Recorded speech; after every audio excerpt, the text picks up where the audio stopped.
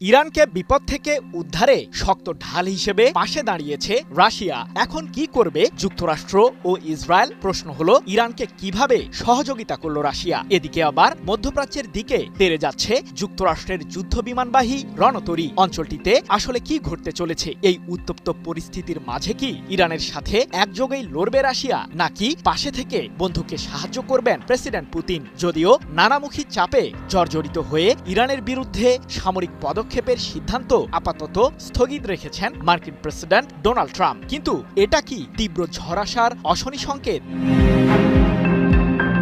হঠাৎ করেই কাতারে অবস্থিত মার্কিন সামরিক ঘাঁটি আল উদেইদ থেকে নিজেদের গুরুত্বপূর্ণ কর্মকর্তাদের সরিয়ে নেয় যুক্তরাষ্ট্র, যাকে ঘিরে উত্তাপ ছড়িয়ে পড়ে ইরানের মাঝেও। কারণ বেশ কিছুদিন ধরেই ইরানের বিরুদ্ধে সামরিক হামলা চালানোর হুমকি দিয়ে আসছেন মার্কিন প্রেসিডেন্ট ট্রাম্প, কিন্তু সিদ্ধান্ত বদলাতেও সময় ক্ষেপণ করলেন না তিনি।